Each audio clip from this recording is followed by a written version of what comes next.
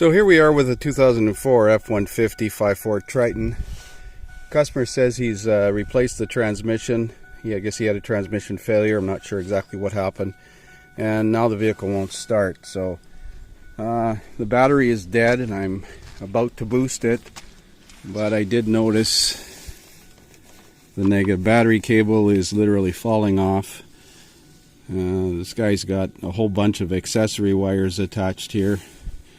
Well, we'll tighten up this battery cable and connect the booster to it and then go from there. So I've got a booster battery hooked up to this thing. We're going to watch for a check engine light and listen for a fuel pump run. You can see the check engine light is on over by the battery light in the bottom of the tack, but I did not hear a fuel pump run cycle.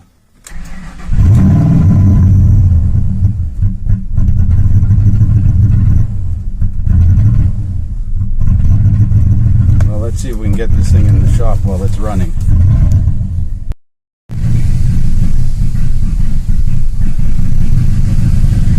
Okay, so the battery indicator light is on and it's running shitty. It sounds like it's got a massive vacuum leak. So I checked the alternator output wire and I have power here at this large terminal. Then I went to check the small connector here and it wasn't plugged in. It was partially sitting on there, but it wasn't plugged in, so hopefully that's going to fix the charging system problem. And then given the fact that the tranny was just out, I thought maybe they might have done something with the brake booster hose, and here's the brake booster hose here. Supposed to be attached to a nipple on the back of the intake manifold, I would imagine. Heaven knows how convenient that is to get to. But that's going to be the source of the vacuum leak. So I got a smoke machine connected to this vacuum nipple for the fuel pressure regulator. And you can see the smoke coming up from the back. I look down there with a mirror and a borescope and I can't see the nipple. Everything's black and plastic. So I'm going to lift it up on the hoist and see if I can see that vacuum nipple on the back of the intake manifold. Fortunately, this thing has a body lift on it. That might help. Ah, there's the smoking gun. Now, how do I get my hand up there to reconnect that hose? Wow, that's below the intake manifold runner control motor. They must have accidentally pulled that off when they had the tranny out.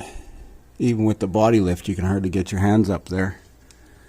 I think my best bet is from the top, now that I know approximately where it is and what angle it's pointing. Well, here's what I honestly thought I was going to find wrong with this vehicle, was the fuel pump driver module had corroded off of the frame. This one's been replaced already, but it's failing already. The bolt is actually broken off, it looks like, on that side. Connector is held on with electrical tape. So that's not his problem, and this fuel pump is very quiet. That's why I didn't hear it from the cab.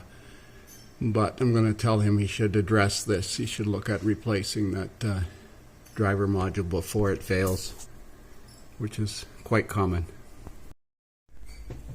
So I managed to get that hose back on, but boy, it wasn't easy. And it's probably lucky that this thing has a body lift in it, because it gives you an extra couple of inches here. But that PCV hose, or that brake booster hose right there, is directly below this prying tool, below the intake manifold runner control, so you have to reach in between this hose. I thought I was going to have to take the fuel rail partially off. I know I had an 05 or 06 3-valve 5.4 that I did an engine swap in, and I thought I had that PCV hose connected, but I didn't, and man, was it ever a pain in the butt to put it on after the fact. Let's see if it runs any better now. Still sounds like it has a massive vacuum leak back here someplace. You can hear it noise.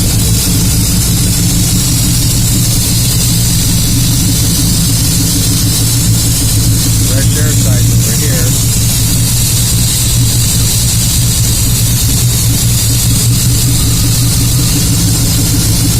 Oh, they're going to smoke this thing again.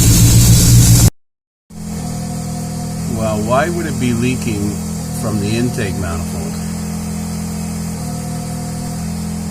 Did these guys try to remove the intake manifold on this thing or something?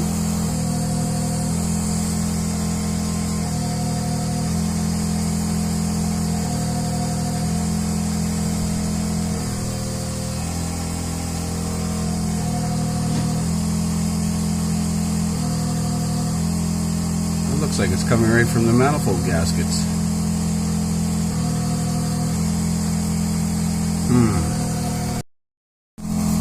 That looks like it's leaking from the injector O-rings.